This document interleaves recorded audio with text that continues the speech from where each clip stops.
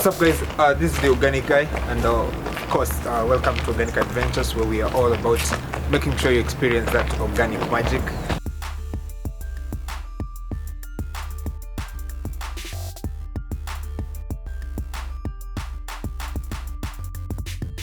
Of course, when you see us, that means that we are yet on another adventure, and this time we find ourselves at Nyumbani Karen Organic Farm, which is owned and operated by Nyumbani Children's Home. So this one is a special one because Nyumbani Children's Home is home to over 120 children who are HIV positive. And the most interesting thing about this is that the food that is produced from this particular organic farm is the one that is used to feed this particular children. So in this particular episode, we're going to sort of show you their particular organic farm, what they grow and the kind of products that they have, and then we'll go and say hi to those children and see how they're going.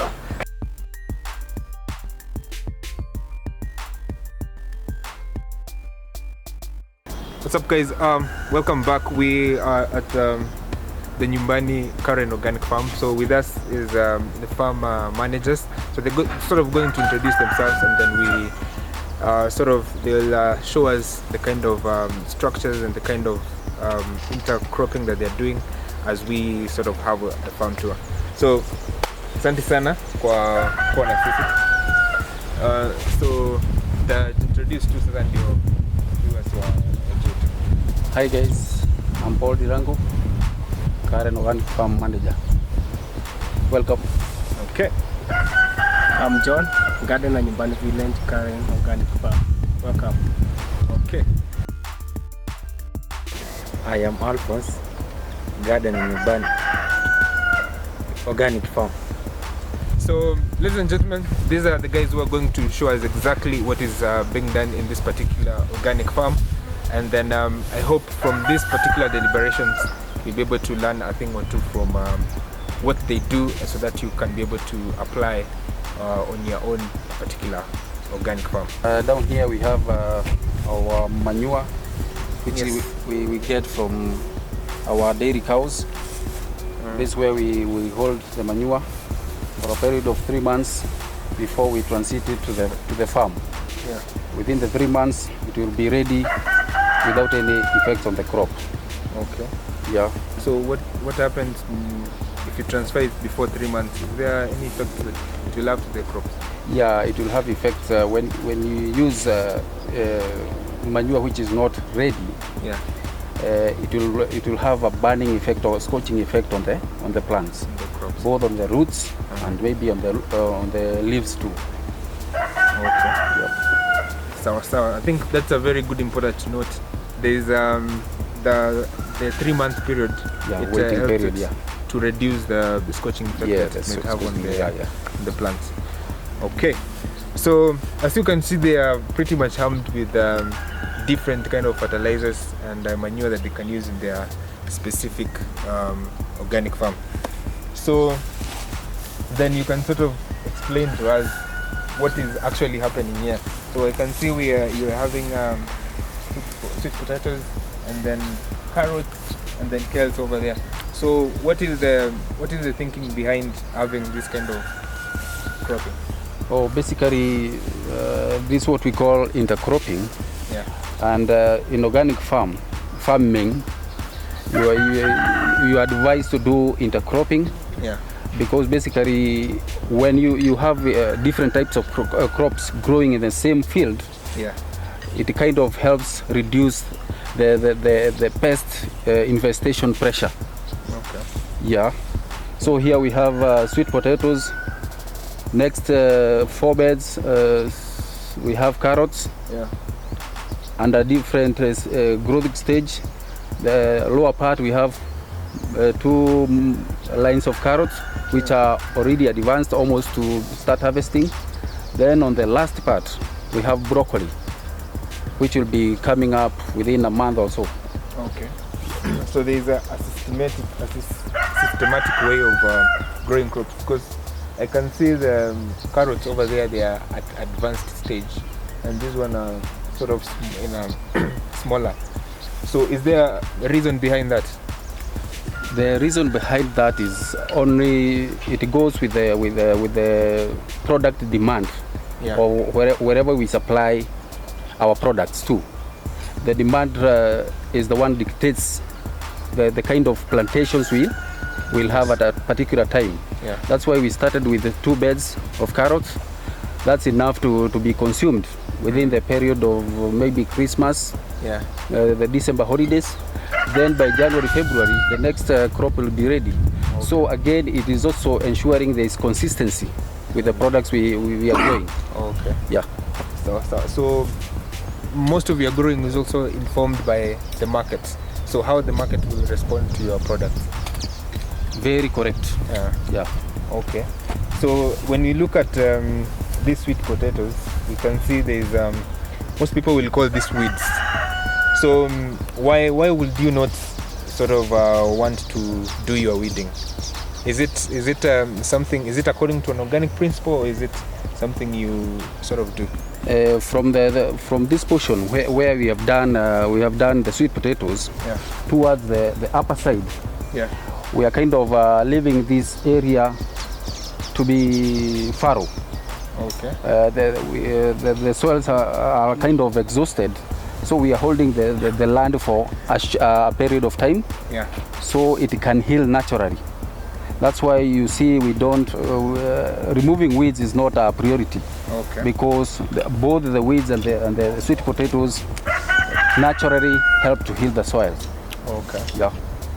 Sawa. So and then in terms of competing with the crops and the nutrients, getting the nutrients from the soil with the sweet potatoes, is there an effect that you see, in terms of production? Okay, basically we've not been doing sweet potatoes earlier before. Yeah. This is the first cropping with the sweet potatoes. Okay. So it's kind of a trial to see whether it will help in balancing the soil nutrients. Yeah. If at all it works well with us, we'll have to add more sweet potatoes. Yeah. Again, our basic reason why we've done the sweet potatoes, it is a dual purpose, because we get the tubers for the market, and then the vines we feed to the cows. So Okay.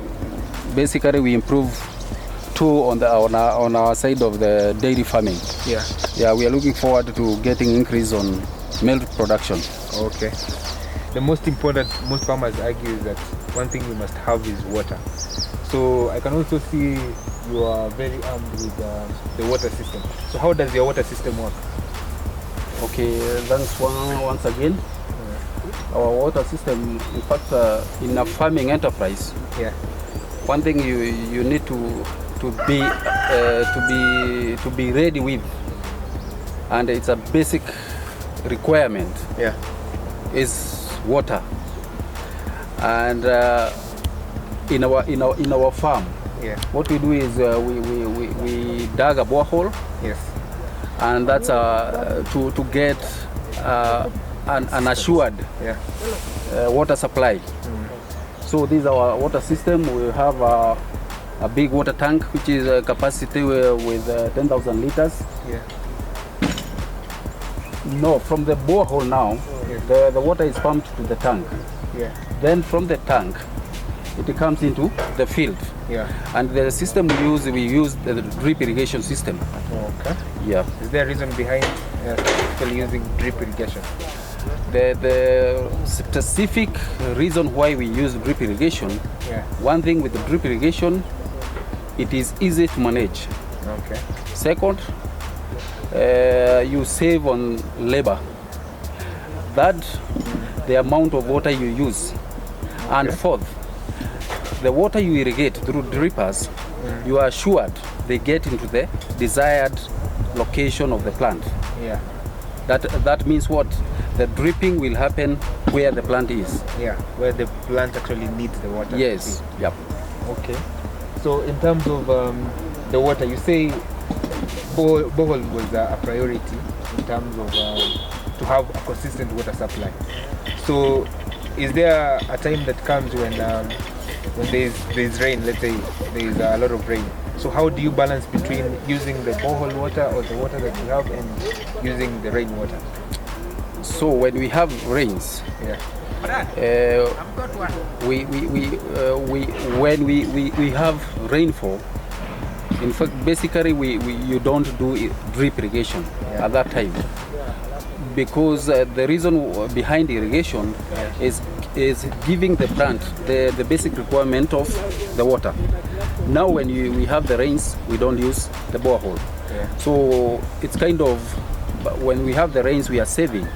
We are until when the rain stops, that's when we put on our drip irrigation system.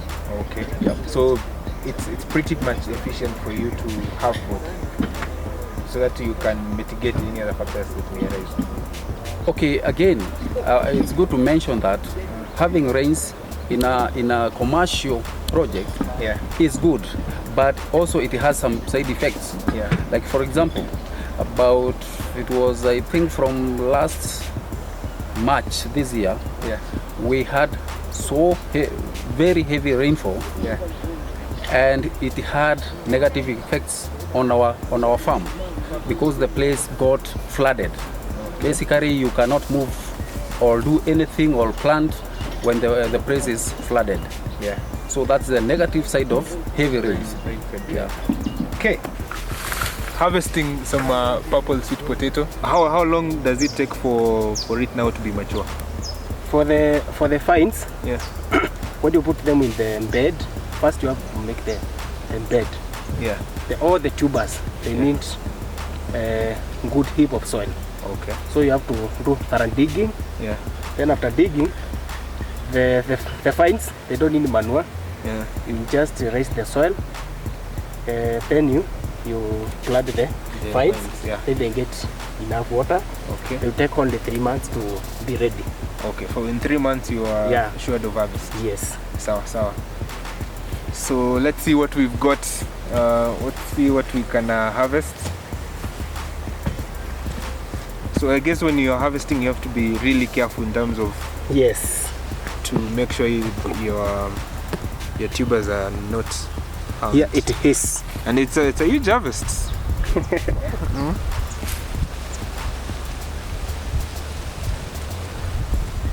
Okay, so this is not the normal sweet potato you're used to. So, Mr. John, you can sort of explain to us why is this different? The variety of the sweet potato is not common in Kenya. I got finds from a white person, a friend of mine. Okay. The white lady from America. Yeah. She gave me just a few stems. Then I did planting. Yeah. Then I got my own. Okay, you got sweet your own potatoes. vines. Yeah. Okay. One thing you cannot afford to miss about this farm is the amount of trees that you are doing in this particular place. And as you can see, you have a lot of trees. So can you sort of explain to us the reason behind that? As you can see to our farm setup, we have practiced forage, which is one of the major activities in organic farming. Yeah. I'll give examples of the plants we have, special trees. We have moringa, we have neem trees, we have bananas, we have grevillea. Yeah. Then we have the avocado, and we have some mangoes. Okay. In our farm setup, we have some fruit trees, which will include the avocados, mangoes, and moringa and bananas. Okay. Then on the other side, on our fence, you can see we have grevillea. Yeah. This grevillea we use for timber, and also they act as windbreaker. Okay. Yeah. So into the farm, there's no extra wind. Yeah. That comes and sort of distract your crops. So these are for windbreakers and source of timber. So sometimes you don't buy timber from hardware. Yeah. Since we have our own trees, we prune them, use the branches for firewood, and also use the leaves for composting. These leguminous plants, so the leaves are not acidic. So we normally collect the dry leaves. Yeah. We mix the cow dung. We make good compost manure. Okay, so it's actually multi-purpose. That's also acts as Yeah. source of Yes. manure to your crops. Yes. So I also understand there are some kind of trees that are not really good for agroforestry. Yes. So can you sort of explain to us which kind of trees that Yeah. one is not advisable to Yeah, use? I'll give you 2 examples, and we have not put them in our farm. Yeah. One of them is eucalyptus. Eucalyptus. Yeah. Okay. So in organic farming, it's not advisable to put acidic plants with the acidic chemicals. Yeah. One of them is eucalyptus and the cypress plants. Okay. Yeah. So those are, in terms of, they are also acidic. Yeah, the leaves. The leaves themselves they can Yeah. cause acidity to Yeah, the soil. to the soil, and Okay. the crops will not grow. Yeah. Yeah. So I also understand they use a lot of water Yeah. compared to what you Yeah. use. Yeah. Yeah. Okay. Yeah. So as you can see, agroforestry is really, really an important part of organic farming, and that's why they have taken an issue of actually trying to make sure that they incorporate it in their specific organic farms. So, and also I can see there's the moringas also. Yes. You're planting them Yeah. plenty, and there's a lot of talk about moringas. Yes. Is it because of their their nutrients rich, and the multiple number of vitamins that they've got, or they are also good for agroforestry? Moringa basically is not for agroforest, but it is a important tree. Yeah. We call it a miracle tree. Miracle tree. Means moringa can treat over 300 diseases. It is a Okay. multi-purpose. Post that one. Over 300 diseases. Yeah. So moringa, it will give you about it will give us about 3 products. One of them, we harvest the leaves, we make the powder. Okay. Secondly, the seeds, Yeah. we make the oil, and also the leaves again, Yeah. we make the moringa tea, and the roots also you boil, you drink, so that you can treat things like arthritis Yeah. and other disease-related problems. Okay. Yeah. So it's pretty much multi-purpose. Yeah. So what happens with the moringa leaves? You harvest the fresh one, Yeah. you dip them in warm water, Yeah. then you put them in a cool place for them to dry. Yeah. Then after they dry, you pound the leaves, Yeah. you make the powder, then you sieve, Yeah. then you pack the powder for the sale. So the Okay. powder can be used by people with things problems like diabetes, Yeah. ulcers. So you can either put in tea, normal tea, also you can put in food, Yeah. and through that it will help to regulate the blood flow, Okay. water, and also act as balancing the nutrient level in your body.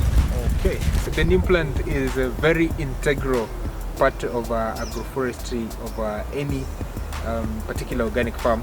So for you, John, why do you find it important that you must have neem plant in your agroforestry? Neem plant you find when you come to making of the biological pesticide. It's one of the major Yeah. ingredient. Yeah. So the neem, Yeah. neem when you boil the leaves, there's a compound which will expel harmful insects and Yeah. pests on our farm. Okay. It's very bitter, by the Yeah, way. just that compound in it. Yeah. And when you boil, you extract the compound, which will help now to expel, Yeah. to chase away the harmful. Oh, zenyu zimetokea poa. What is the secret to producing such amazing looking hoa? First, I'll say, I think we are one of the farms with high quality crops. And Okay. the secret is about the manuring. What Manuring. we do, we don't apply the manure to the whole bed. Yeah. We apply to the specific hole for the plant. Specific hole. Yeah. So once let's say you are doing transplanting. Yeah. What we do, we make the beds. Yeah. After we make the beds, we measure the holes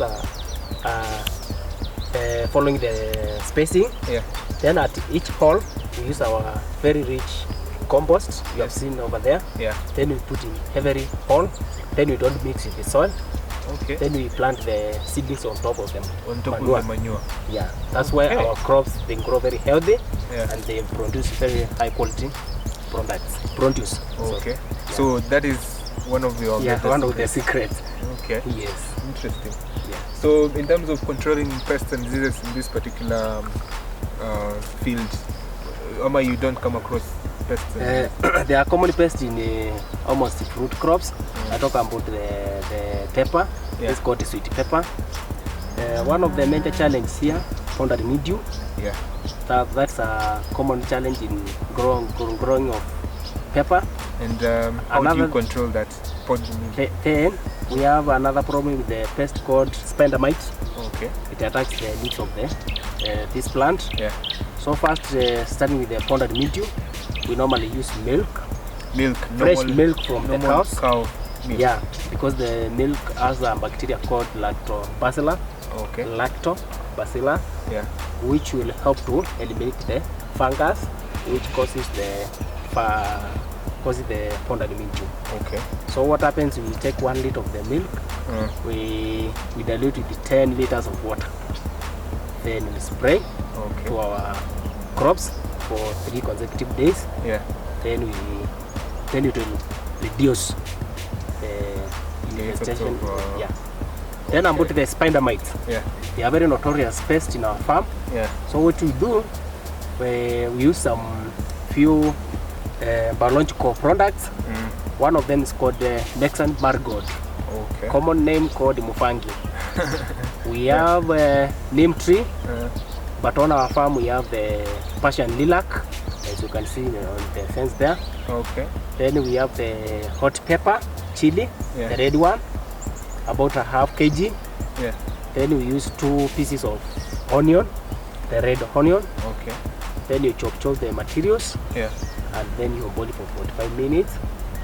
Then what you get, the liquid you get, Yeah. you sieve. Then you dilute with the equal amount of soapy water. Yeah. You make the soap with the bar soap, so that they can make the foam. Yeah. Then you mix. Then you allow the liquid to cool. Yes. Then you can spray to your crops 3 consecutive days. consecutive Then you days. start observing the behavior of the pest attack. Okay. Yeah. So that's proven pretty Yeah. effective. That's how we use the biological control. Yeah. Okay. Yeah. So And also we have some cultural uh, use of hash. Also it the helps. the normal Yeah, hash. hash. It Okay. also helps to reduce the herpes. Okay. Yes. So there's no need of use chemicals. No. Naturally, Yeah. you can control them Yeah. from very Yeah. natural ways. And another thing, if you want the plant to be strong, Yeah. you just feed the soil. The soil will feed the crop, Yeah. and the crop will be strong enough to resist against the diseases and pests. Yeah. So Okay. first you work on the soil, Yeah. then you try now to balance. Interesting. So if you want to produce such amazing peppers, Sweet pepper, yes. so make sure that you feed the soil first, Yeah. and then the soil will be able to feed To feed the plant, plant. then the plant will be able to resist. Yeah. Will be very strong. strong enough. To Yeah. resist And also the water. pest. Okay. Most of the fruit crops, Mm. they need much of the water during the fruiting stage. Okay. Yeah. So what was the thinking behind you having these in the farm? For an organic farm to be complete, Yeah. you have to have the animals department Yeah. and the crop department. Yes. And even in our livestock department, we have the poultry, Yeah. cows, and we have the bees. Okay. So as you can see, we have our apiary. Yes. The inside we have 2 beehives. Yeah. Then the apiary is metallic to protect the bees against the predators.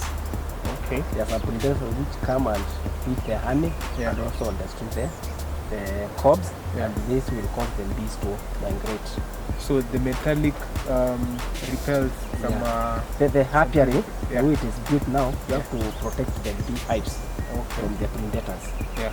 which will come and harvest the honey and eat everything, and this will cause the bees to go away. Leguminous plant should be really one of the necessities when you are doing organic farming, and what they've done here exactly is having cowpeas, incorporating cowpeas to your farming enterprises. Yeah. Why is that important? First thing, in organic farming, we have what we call crop rotation program, Yeah. which is a 4-season program. And the legumes, they are in that crop rotation. Yeah. And in our farm, we do cowpeas. Normally in local language, we call them kunde. Kunde here, they will give us, they have 4 major importance. Yeah. One of them, they maintain soil fertility. Yes. Because after kunde, what will be brought here, they will find the soil is already fixed. Yeah. The nitrogen, enough nitrogen. Yeah. Then with the kunde, we sell the leaves to generate income, Yes. and also we got the seeds, Yeah. and also the trash we get here, we give the animals The to animals eat. For us, we don't leave behind what we call crop diversification, Yeah. and we have carried from the open field to the greenhouse. As you can see, we have some tomatoes. Yes. This is the variety called Kimele 1, Okay. which is 1 month old. Here we have the red capsicum. Yeah. Here we have the yellow, and we have the some cucumber. Yeah. So for the continuous growth of crops, we need also greenhouse to grow the special crops like tomatoes, Yeah. which will need special care, Yeah. and also red pepper and yellow, Yeah. and cucumber. That's why we choose them to put them in a greenhouse. So, and also we do what we call successive planting. Yeah. So we have some tomatoes outside. Yeah. We have some pepper here. So they have to go in a successive planting means Yeah. you put interval between your crops. Okay. Either you can use 1 week, 2 weeks, Yeah. so that you have the continuous supply. Yes. We've seen you have a lot of biodiversity in the farm. Yeah. Why is it also that poultry be part of your plan? As I've said some time back, Yeah. in a organic setup, in a modern farm setup, Yeah. there are 2 departments which are very important. Yes. We have crop department, Yeah. and we have the animal department. The 2 departments, they benefit from one another. Yeah. That's what we call mutual benefit. Yeah. The animals and the farm, they relate, because the animals, Yeah. they give us manure. Yeah. Then what we grow, sometimes we give the Used to back to animals. Okay. Yeah. So here we have the Kenyan poultry. Yeah. The Kenyan poultry, first they give us the eggs. We sell them as a meat, Yes. and also they give us the manure, Yeah. which we use in the farm because the poultry manure is very high in nutrition and nitrogen. Yes. And also we use the poultry manure to make the liquid fertilizer Yeah. to fertilize our crops. Okay. Yeah. So it plays a critical role in what you do in Yeah. the farm. Like Yeah. you can actually advise anyone doing an organic Yeah. farm To include to include the Kenyan farm. yeah. And also the Kenyan poultry, they are very resistant to diseases and pests. You find It's that also important that they do kienyeji chicken. yeah. Because this one they don't need antibiotics. Ours we give them arubaini, the neem, Yeah. and also we give a bit of aloe vera. Yeah. We mix with their water.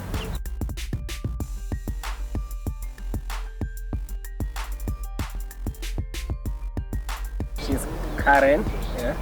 Karen is the oldest, our dead cow here. Yeah. And she gives us the range of 10 to 12 liters. Okay. Our animals here is on zero grazing. Yes. We feed them natural. Yeah. That's why you can see we have very free grazing land. Yeah. Very. They eat wherever they want. Yeah. They do the exercise. So we are practicing animal husbandry. Because these animals, they are like people. They need to express their nature. Yes. They have to Yeah, know yeah, their yeah. natural We behavior. call it native behavior for the animals. That's why you see we give them freedom Yeah. to go wherever they want. Yeah. So no antibiotics used. Sometimes we normally deworm them. Yeah. We have a special doctor who normally comes to serve them. And in case we have serious Yeah. emergencies, there's a vet doctor who comes and attends the animals. Yeah. So if you can just make everyone understand, Yeah. why is it important that you leave your animals just to be free? One of the when you enclose the animals, Yes. I'll be specific, dead cows, Yeah. they get stress. because they don't have freedom. Yeah. Because they need the light. Yeah. And also they need to exercise a Move a bit. little, yeah. So when you enclose, when you do zero grazing, the animals tend to be dormant. Yeah. And this can reduce the production. Okay. Yes. So, and also understand grazing has a huge effect on the kind of milk that you will produce at the end of the day. Yes.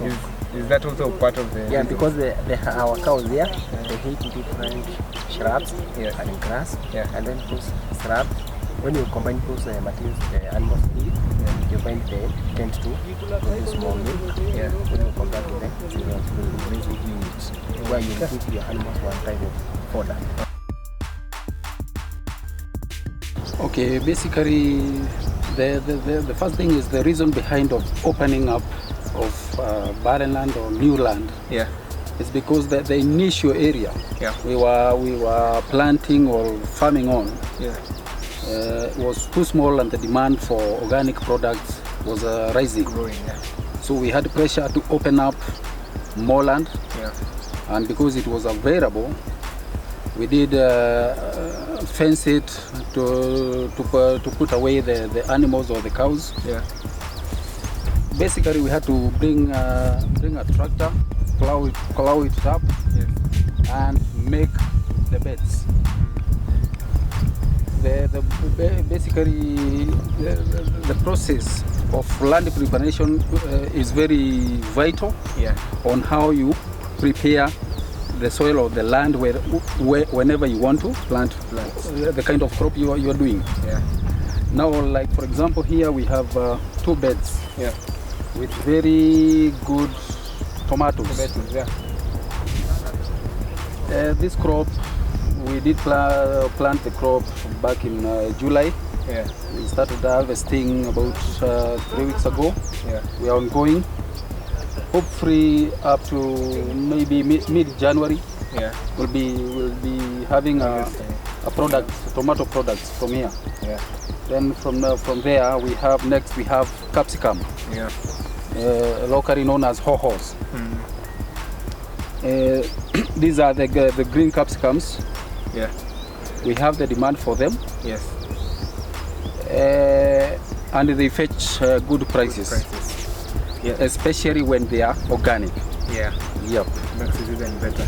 So in terms of you've plowed the land. So when you're preparing the land, so you've plowed. Do you mix with manure, or what do you do to get this particular kind of crop? Yeah. Basically, the very most important thing is making sure the bed where you are doing your planting, you incorporate the soil very thoroughly. Yeah.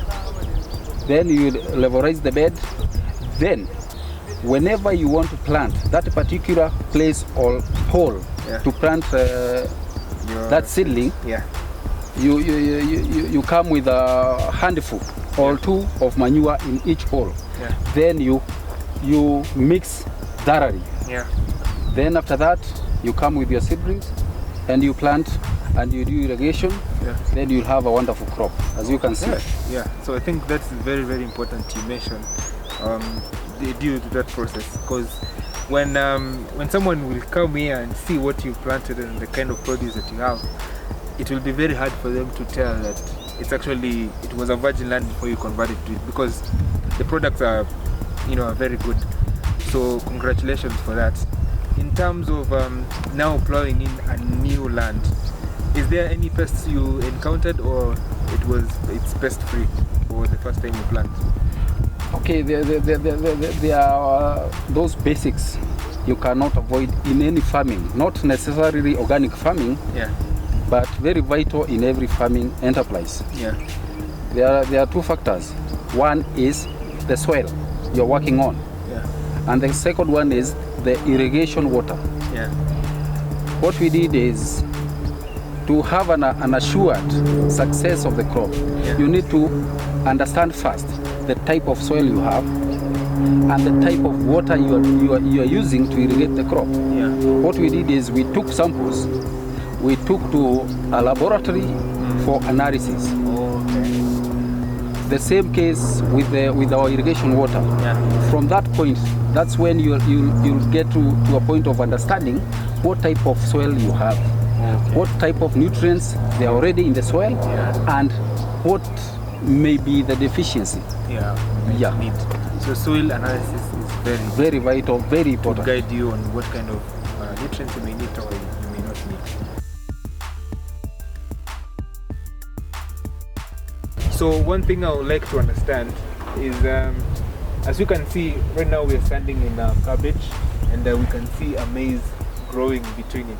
Is it by design or is it something that comes up? Okay, thank you. In case of with the maize plants you see, this is not by design. Yeah.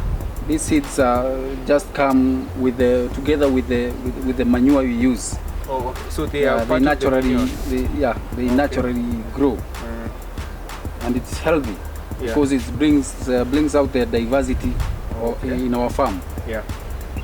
So it's important also not to disturb it. You let it continue to grow. Yeah, we are leaving it to grow because it is not disturbing the other crops. Yeah. Yeah, so it will grow to its maturity.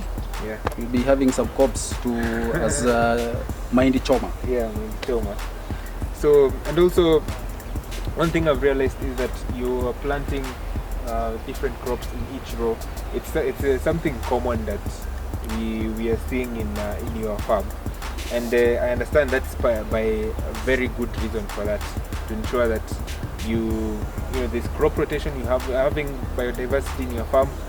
So in terms of why do you feel it's important, even other farmers out there can practice this particular kind of structure in their farm? Why do you think it's very important? Okay, one thing I may say about diversifying with the products you have in your farm, you cover a wide range of clientele. You may be having somebody who prefers to use indigenous leafy vegetables. Yeah. Others will be going for collards, or spinach, or white cabbages. So it's good to have kind of several varieties growing in your farm. Another important thing is to have consistency with your products. Okay. That's why if you can notice, we have several levels of growth of whatever we are growing. Yeah. Now this is our last portion, which we planted latest. Yeah. That's back last month. Yeah. So within a week or two, we'll start harvesting from this end now. Yeah. And it will go on with the harvesting for a period of 2 months. Okay. Also, before we come to a decision whether we want to uproot the old crop and then rotate and plant a different crop in the same area. Okay. Yeah. Interesting. And for me, when I've been talking to you, one thing I've realized is you have passion for what you're doing. So I'd like to understand from you both. For example, John, how did you find yourself doing organic farming? One thing with organic, I got that interest back when I was in class 8. From class 8? Yes. Okay. You decided you're going to do organic? Yeah, I had that passion. I said one day I would like to farm. Yeah. And when I proceeded to high school, I got a teacher. I was an agriculture teacher. Then he helped me to grow that Passion? Yeah. Okay. Then I chose agriculture as my subject. Okay. Then I proceeded to college. Yeah. Then lucky enough, I went to do organic farming. It's my course now, diploma level. Yeah. Then from there, organic just got into my veins. Everything now. It's in your blood now. Yeah. Okay. Yes.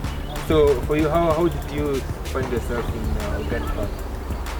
Okay, basically, when you talk about farming, I've been in the industry for for the last 15 years. 15 years? Yeah. Okay. But earlier before, most people had not embraced organic farming. Yeah. They've been doing conventional farming. Yeah. But lately, we are in the 21st century, and one thing that drives people to accept or embrace organic products is the benefits that comes to eating something which is purely fresh without any imperfections Yeah. or impurities Yes. in the growing process. Okay. Like for example, most people nationally or within regions in our country, we are experiencing a lot of rise in chronic diseases Yeah. brought about by the lifestyle changes, Yeah. environment and stuff. Yeah. Whenever you, like for example, we have cancer cases, Yeah. TB, high blood pressure. Whenever you go to a doctor, when they administer or they finish treating you, Yeah. what they usually advise after your medication process, they advise you to look for organically grown products Exactly. which doesn't have impurities Yeah. in them. That brings out your recovery process to be even faster. Yeah. And again, it's healthy to know that whatever you are eating with your family is healthy and clean. Yeah. Yeah. Very, very important. You know, you've been in this sector. You've been in this sector for a long time now, 15 whole years. What are some of the highlights? What are some of the things that you can say have really, you know, helped you or make you want to continue to do what you're doing?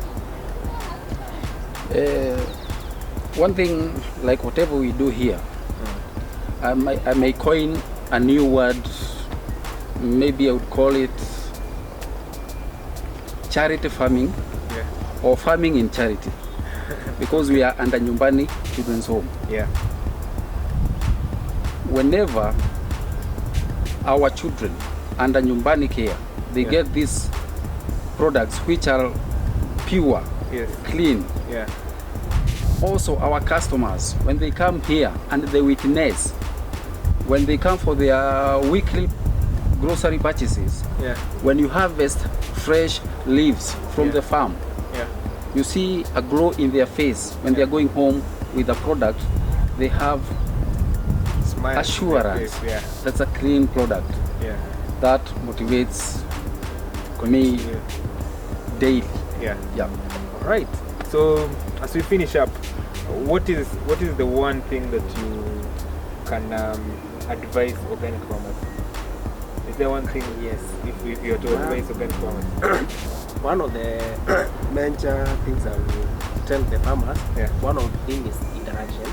Interaction. Yeah, that's Okay. true.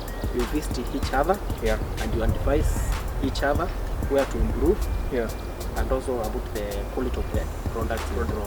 Yeah. And So through that, exchange, yeah, they will share the experience and ideas, and that will enhance the organic production process. Yeah. So very, very important that organic farmers create that bond and continue to share that knowledge in whatever you do. So one very important message that you can give organic farmers. Okay. The important thing about organic farming, to our fellow organic farmers, we should maintain our method of growing whatever we are growing. Yeah. We maintain the trust Yeah. we have with our clients, Yeah. and with that we can have an assurance of a promising future Yeah. in farming. Okay. Yeah. Yeah. So very, very important. So make sure maintaining that connection and communication channels between each and every organic farmer is very, very critical, and also ensuring that you're honest in what you are doing, and also to continue sort of impacting people in whatever you're doing without any distractions is very, very important as an organic farmer. So thank you very much for having us. It's been a pleasure. We have, of course, a lot of people are going to learn a lot from what we've discussed here, and we will have impacted the world to be more organic.